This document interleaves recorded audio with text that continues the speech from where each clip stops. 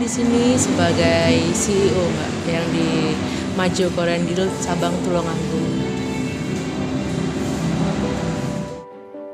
Sebelumnya di sini 2 tahun yang lalu kami buka opening Joglo Ayu. Tapi karena pandemi corona, mahasiswa libur, pasarnya Joglo Ayu itu dulu di mahasiswa. Setelah mahasiswa libur, kami pasarnya seketika hilang. Akhirnya kami berinovasi, kan gimana kalau misalnya di Tulungagung ini belum ada all you can eat, khususnya di Korean Grill. Kami pun ingin membuka pertamanya dengan nama yang lain. Tapi qadarullah akhirnya kami menemukan mitra dan kami bisa bekerja sama dengan Majo Korean Grill yang pusatnya sekarang ada di Madiun. Kalau saya itu ini Majo ini kan pasarnya bisa anak muda, bisa orang tua, bisa family, bisa anak-anak yang nongkrong, mahasiswa yang suka K-pop mungkin, suka K-drama mungkin, yang suka film dan lain-lain. Jadi semua pasarnya tuh masuk, dari yang Jawa, kalau dari etnis dari yang Chinese mungkin. Dan kami melihat pasarnya itu sangat luas. Jadi ya saya alangkah baiknya jika apalagi di kota Tulungagung ini merupakan all you can eat pertama kali khususnya di Korean Grill. Nah, jadi kami berani untuk buka tersebut. Motivasi saya berbisnis itu dari kuliah sih. Dari kuliah saya suka, mungkin dulu sih saya belum berbisnis tapi mungkin belum sebesar ini karena saya orangnya itu nggak bisa diam. Kok misalnya suruh sekolah saja itu mungkin tidak bisa gitu. Gimana caranya tuh dari diri saya itu menghasilkan, mau itu besar atau kecil.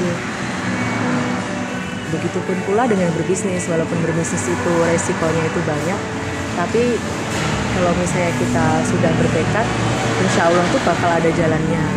Baik itu nanti di tengahnya itu rintangannya itu susah, senang, maupun kadang banyak kerikilnya.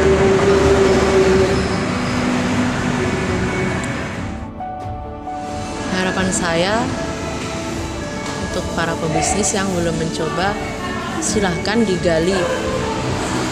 Dari masing-masing seseorang itu kan punya potensi ya. Misalnya saya itu bakatnya di mana? Apakah saya bakatnya itu berbisnis, ataupun berusaha, ataupun kerja kantoran, ataupun mungkin jadi pekerja sekarang yang work team. Nah, sekarang kan kayak banyak dunia medsos itu di mana-mana. Banyak juga yang ingin jadi YouTuber atau mengarah ke dunia mungkin kalau dunia pers atau apapun itu. Nah, sebaiknya kalau saya berbisnis itu, kalau arahannya untuk yang ingin memulai, silahkan lihat potensi yang dimiliki. Dan kalau bisnis tuh lihatlah modal juga. Sebenarnya kalau bisnis itu orang punya modal, tapi kalau belum punya tekad dan belum punya mental yang kuat, ya nggak bakal jadi bisnis. Jadi apapun resikonya, itu harus dilewati. Sudah biasa kok kalau awal mula bisnis itu baliknya itu lama, karena semuanya untuk balikin modal tersebut.